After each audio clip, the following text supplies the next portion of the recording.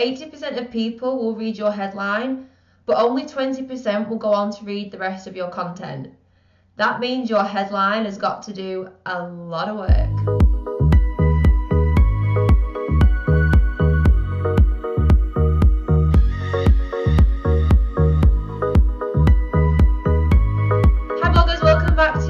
HTV and another day of the Blogging Basics series. Now, whether you blog for business or pleasure, actually getting people to engage with your content is pretty challenging. There are lots of different factors that help to make a blog post successful, but one of the most important factors is your headline. This is critical as your title is what hooks people in the first place. So how do you create catchy blog post titles that will intrigue and inform your readers? Well, I've got a few approaches that will help set you off on the right path. But first of all, if you're not subscribed to this channel, then why not? I'm uploading one video every day in April as part of this exclusive series, so you know what to do. So first of all, what makes a good title? Let's just clear something up right away. Your title needs to be clear and understandable right off the bat, so your audience knows exactly what to expect from your article. This is something you need to keep in mind when it comes to your writing process, and you also need to keep in mind the length of your headline too. When we talk about length, you don't only need to think about how it's going to display on your blog, but also if it's going to be displayed correctly in search engines. The recommended length for a headline is around 65 characters. So my first tip is to research your audience. One of the most important elements of your blog post title is to make sure that it's optimized for search so that people will actually search for it, and that will help your blog post rank well. So think about what kind of words your reader would be searching for in order to come across your headline within a search engine. You want to identify a keyword phrase and include that in your title. I usually use Google's keyword planner to identify keywords and their search volumes. But always remember to write for your readers. Don't go stuffing your blog posts with keywords because it will not do you any favors. My second tip is to make your title alluring. You don't have to aim to have the perfect title straight away. It's not a competition. You want to know what kind of thing you're going for. That's the first step.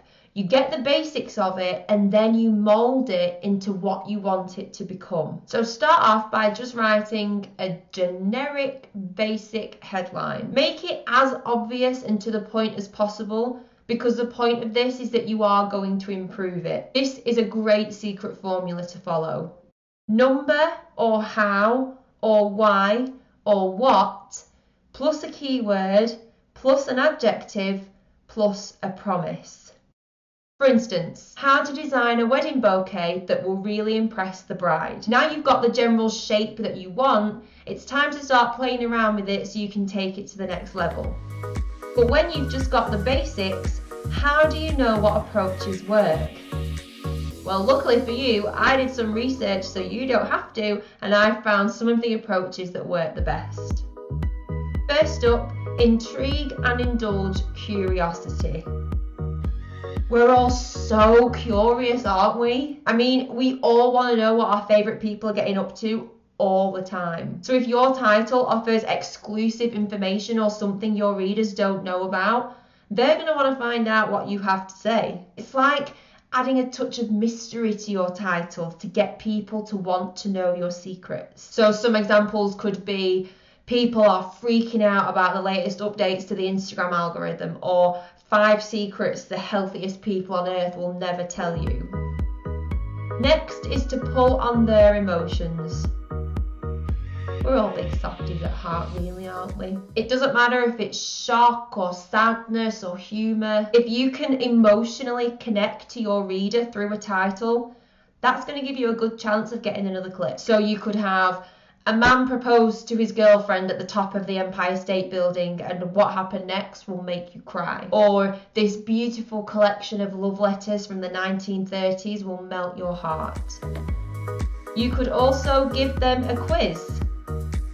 This is great because it adds a little bit of fun and can generate a lot of engagement. You could also put a spin on it, because if you ask the reader to guess something, that's definitely asking for a read. Just simply using the words "can you guess" is great for grabbing a reader's attention, because it shows them that there's going to be some sort of interaction within the blog post itself. Some examples could be, "Can you guess the name that Kim Kardashian has chosen for her new baby?" Or, "Can we guess your age by only asking these 5 questions?" You could also just go ahead and explain it. So you don't necessarily have to ask your readers a question. You can grab as much attention by just offering an explanation to something. So you could use, "This is why you're never motivated to work out," or "Hate planning a wedding? This is why." Another approach is to offer expert advice. We all know there's so much information out there when it comes to being online, but people feel a lot more relaxed when they know it comes from a professional. So if you can say that your blog post is going to offer expert advice, then it gives your article a sense of quality. The way you can do this is really simple. You could say, "The experts weigh in on the new social media trends for 2018, or "The pros put the new iPhone to the test and here's the results."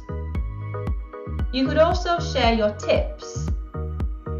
The thing with this is that people aren't just looking for new ways to do things. They're also looking for what not to do so they can avoid making mistakes. So if you tell people your expert advice and share with readers what mistakes to avoid, then this can also be a really great way of grabbing their attention. So last year I wrote a blog post all about the biggest mistakes beginner bloggers should avoid in their first year. That's a perfect example. And finally, one of the best things you can do for your headline is to write a list post. Plus, they can be used in any of the examples that we just went through. And add a number to your title, and you're instantly going to get more results because people love numbers. A numbered list tells readers they're going to get some information in a simple, straightforward and organised way. So a couple of my latest videos have been 5 SEO myths you should leave behind and 7 of the biggest blogging sins. And I actually even wrote a list post about how to create a list post because they are that powerful. So I hope those tips have got you thinking about how you can make your headlines even better. So share your thoughts in the comments and let me know which one of these you're going to try first. And if you need some help when it comes to coming up with different headline ideas, then you're in luck, because I've got a free cheat sheet of 47 free blog post ideas that you can use and adapt to whatever industry you're in. I'll leave the link to that in the description. That's all for today, bloggers. Thank you so much for watching. I really appreciate it. Make sure you subscribe for more blogging basics so you can get one step closer to a breakthrough. You just bossed it.